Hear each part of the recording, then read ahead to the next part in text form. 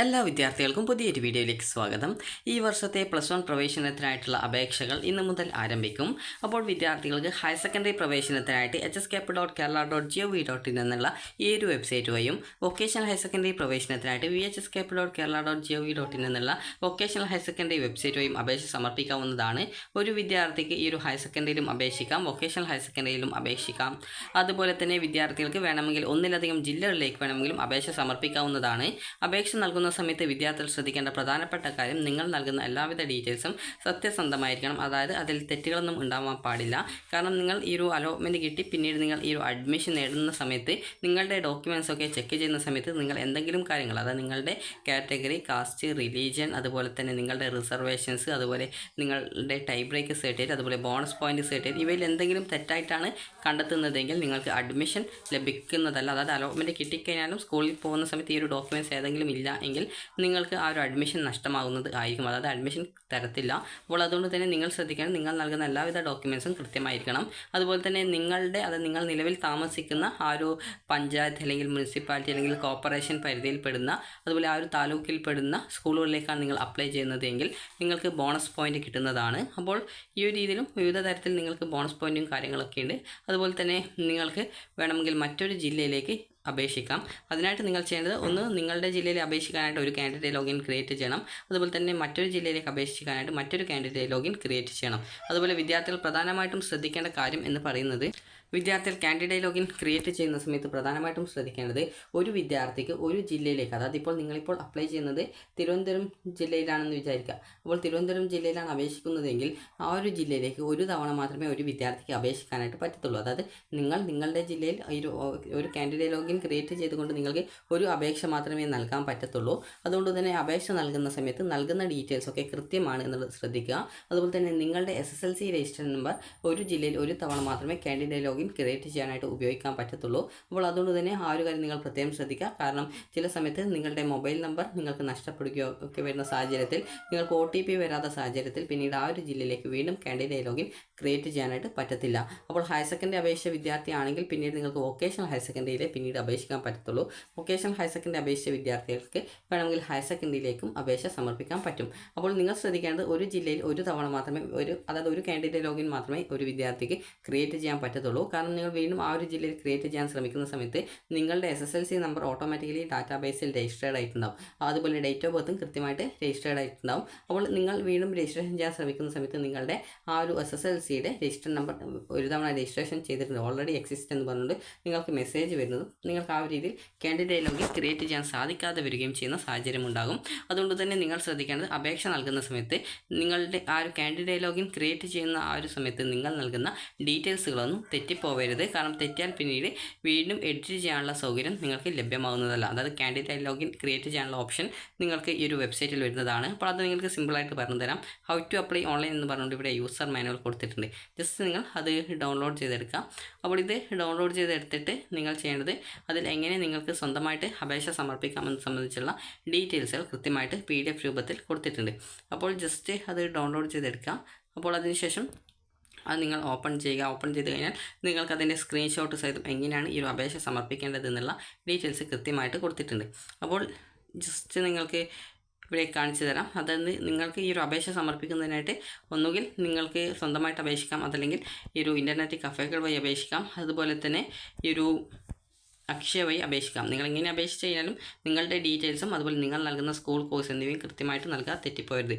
അതുപോലെ ഇവിടെ പ്രത്യേകിച്ച് ഒരു നിബന്ധന കൊടുത്തിട്ടുണ്ട്. അപേക്ഷാർത്ഥി നൽകുന്ന വിവരങ്ങൾ അടിസ്ഥാനപ്പെടുത്തി ലഭിക്കുന്ന അലോട്ട്മെൻറ്റിൽ പ്രവേശനം നേടുന്നതിനായിട്ട് രേഖകൾ ഈ ഒരു വെരിഫിക്കേഷൻ സമർപ്പിക്കുമ്പോൾ തെറ്റായ വിവരങ്ങൾ നൽകി അലോട്ട്മെൻറ്റിൽ ഇടം നേടിയതാണെന്ന് കണ്ടെത്തുകയാണെങ്കിൽ അത്തരം അലോട്ട്മെൻറ്റുകൾ റദ്ദാക്കി പ്രവേശനം നഷ്ടപ്പെടുമെന്നുള്ളതിനാൽ അപേക്ഷയിലെ വിവരങ്ങൾ ശ്രദ്ധയോടെയും കൃത്യതയോടെയും കൂടി നൽകേണ്ടതാണ് എന്നാണ് പറഞ്ഞിട്ടുള്ളത്. അപ്പോൾ നിങ്ങൾക്ക് ഈ ഒരു ഹയർ സെക്കൻഡറിയിലേക്ക് അപേക്ഷിക്കാനായിട്ട് നിങ്ങൾ HSCAP വെബ്സൈറ്റ് വഴിയാണ് അപേക്ഷിക്കേണ്ടത്.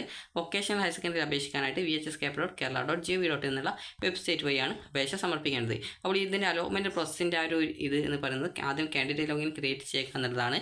പിന്നീട് ഓൺലൈൻ അപേക്ഷാ സമർപ്പണമാണ്. പിന്നീട് ട്രയൽ അലോട്ട്മെൻറ്റാണ്. പിന്നീട് ഓപ്ഷൻ റീഅറേഞ്ച്മെൻറ്റ് ചെയ്യാനുള്ള അവസരമാണ്. പിന്നീട് അലോട്ട്മെൻറ്റ് ഫസ്റ്റ്, സെക്കൻഡ്, തേർഡ് ഈ ഒരു രീതിയിൽ അലോട്ട്മെൻറ്റ് വരും. അങ്ങനെ നിങ്ങൾക്ക് അലോട്ട്മെൻറ്റിന് അതായത് അലോട്ട്മെൻറ്റ് പരിശോധിക്കുക എന്നുള്ളതാണ്. അലോട്ട്മെൻറ്റ് കിട്ടിയിട്ടുണ്ടെങ്കിൽ നിങ്ങൾ ചെയ്യേണ്ടത് സ്കൂളിൽ പോയിട്ടൊന്നുകിൽ ടെമ്പററി അല്ലെങ്കിൽ പെർമനൻറ്റ് അഡ്മിഷനായിട്ട് നേടുക എന്നുള്ളതാണ്. അപ്പോൾ നിങ്ങൾ ഓപ്ഷൻ നൽകുന്ന സമയത്ത് നിങ്ങളുടെ അടുത്തുള്ള സ്കൂളിലും കോഴ്സുകൾ മാത്രമേ നൽകാനായിട്ട് പാടത്തുള്ളൂ. അതായത് നിങ്ങളുടെ ഈ ഒരു തൊട്ടടുത്തുള്ള സ്കൂൾ മാത്രമേ, അത് നിങ്ങൾക്ക് പോയിട്ട് വരാൻ പറ്റുന്ന സ്കൂളുകൾ നിങ്ങൾക്ക് ഏതായാലും നിങ്ങൾക്ക് കൊടുക്കാവുന്നതാണ്. അത് നിങ്ങളുടെ ഇഷ്ടമാണ്. അപ്പോൾ ഇവിടെ നിങ്ങൾക്ക് കാൻഡിഡേറ്റ് ലോഗിൻ ക്രിയേറ്റ് ചെയ്യുന്ന സമയത്ത് ഇതുപോലെയാണ് ഉണ്ടാവുക. ആ ഒരു ക്രിയേറ്റ് കാൻഡിഡേറ്റ് ലോഗിൻ എന്നുള്ള ഓപ്ഷൻ ക്ലിക്ക് ചെയ്യുന്ന സമയത്ത് ഇതുപോലെ നിങ്ങൾക്ക് കാണാൻ പറ്റും. അപ്പോൾ നിങ്ങൾ നിങ്ങളുടെ ജില്ല ഏതാണോ, ഏത് ജില്ലയിലേക്കാണ് നിങ്ങൾ അപ്ലൈ ചെയ്യുന്നത് ആ ഒരു ജില്ല സെലക്ട് ചെയ്ത് കൊടുക്കുക, സബ്മിറ്റ് ചെയ്യുക. ഒന്നിലധികം ജില്ലയിലേക്ക് അപേക്ഷിക്കുന്നവർ ഈ ഒരു പ്രോസസ്സ് ഒരു തവണ കൂടി മറ്റൊരു ജില്ല സെലക്ട് ചെയ്ത് കൂടി ചെയ്യേണ്ടി വരും.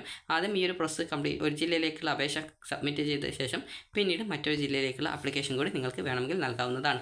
അതുപോലെ തന്നെ ഇവിടെ സ്കീം സെലക്ട് ചെയ്യാണ്ട്, സ്കീം എന്ന് പറയുമ്പോൾ നിങ്ങൾ SSLC 2025 എന്നുള്ള ആ ഒരു സ്കീം നിങ്ങൾക്ക് സെലക്ട് ചെയ്യാവുന്നതാണ്. അത് കൃത്യമായിട്ട് നിങ്ങൾക്ക് ഈ ഒരു അപേക്ഷ ആരംഭിച്ചു കഴിഞ്ഞാൽ അതിൻ്റെ ലിങ്ക് വന്നു കഴിഞ്ഞാൽ നിങ്ങൾക്ക് കൃത്യമായിട്ട് പറഞ്ഞു തരുന്നതായിരിക്കും.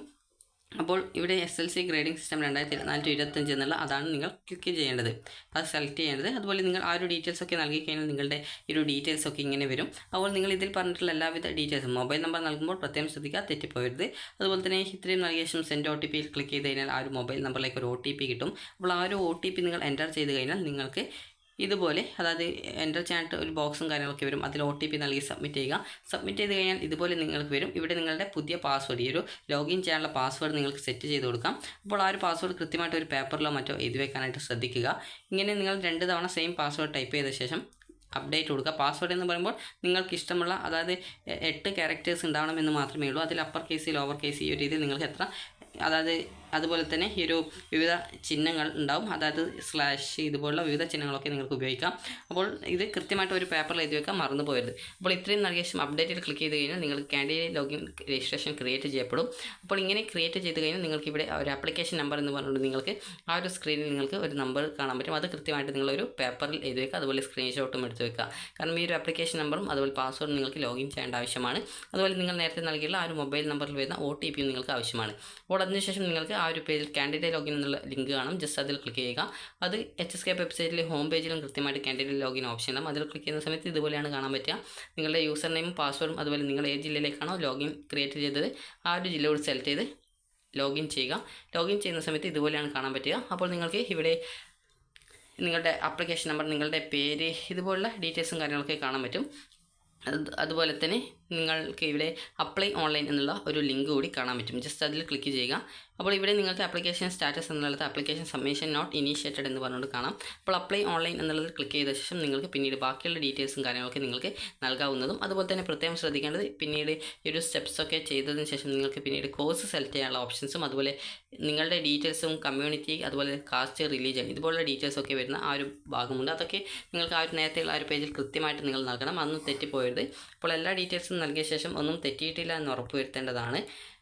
അതുപോലെ തന്നെ നിങ്ങൾക്ക് ഏറ്റവും അവസാനം ഒരു പ്രിവ്യൂ പേജ് കാണാൻ പറ്റും. അതിൽ നിങ്ങൾ നൽകിയ ഓപ്ഷൻ, നിങ്ങൾ നൽകിയ ഡീറ്റെയിൽസ് എല്ലാം കൃത്യമാണോ എന്നുള്ളതും അതുപോലെ നിങ്ങളുടെ പേര്, നിങ്ങളുടെ പേരൻസിൻ്റെ പേര് ഇതൊക്കെ കൃത്യമാണോ എന്നുള്ളത് കൃത്യമായിട്ട് ഉറപ്പുവരുത്തുക. അപ്പോൾ നിങ്ങൾ നിങ്ങളുടെ പേരും കാര്യങ്ങളൊക്കെ ആദ്യമാണ് നൽകുന്നത്, അതുകൊണ്ട് തന്നെ അതൊക്കെ തെറ്റിയിട്ടില്ല എന്നുള്ളത് കൃത്യമായിട്ട് ഉറപ്പുവരുത്തേണ്ടതാണ്. കാരണം തെറ്റിക്കഴിഞ്ഞാൽ പിന്നീട് എഡിറ്റ് ചെയ്യാനായിട്ട് ബുദ്ധിമുട്ടുണ്ടാവും. കാരണം നിങ്ങളുടെ രജിസ്റ്റർ നമ്പർ, അതായത് SSLCയുടെ രജിസ്റ്റർ നമ്പർ കൃത്യമായിട്ട് കൊടുക്കുന്നത് കൊണ്ട് തന്നെ ഒരു ജില്ലയിൽ ഒരു കാൻഡിഡേറ്റ് ലോഗിൻ മാത്രമാണ് ഒരു വിദ്യാർത്ഥിക്ക് ക്രിയേറ്റ് ചെയ്യാനായിട്ട് പറ്റത്തുള്ളൂ. അപ്പോൾ അതുകൊണ്ട് തന്നെ കാൻഡിഡേറ്റ് ലോഗിൻ ക്രിയേറ്റ് ചെയ്യുന്ന സമയത്ത് കൃത്യമായിട്ടുള്ള ഡീറ്റെയിൽസ് കൊടുക്കുക. അപ്പോൾ വിദ്യാർത്ഥികൾക്ക് ഇന്ന് മുതൽ മെയ് 20-ാം തീയതി വരെയാണ് ഈ ഒരു അപേക്ഷ സമർപ്പിക്കാൻ പറ്റുക. അപ്പോൾ നിങ്ങൾക്ക് ഈ ഒരു വീഡിയോ ഉപകാരപ്രദമായിട്ടുണ്ടെങ്കിൽ ലൈക്ക് ചെയ്യുക. അതുപോലെ ഇന്ന് തന്നെ പോയിട്ട് അപേക്ഷിക്കണമെന്നൊന്നുമില്ല, മെയ് 20-ാം തീയതിക്കുള്ളിൽ എപ്പോൾ വേണമെങ്കിലും നിങ്ങൾക്ക് ഈ ഒരു അപേക്ഷ സമർപ്പിക്കാവുന്നതാണ്. അപ്പോൾ വിദ്യാർത്ഥികൾക്ക് ഈ ഒരു വീഡിയോ ഉപകാരപ്രദമായിട്ടുണ്ടെങ്കിൽ ലൈക്ക് ചെയ്യുക, ഷെയർ ചെയ്യുക. Thank you for watching.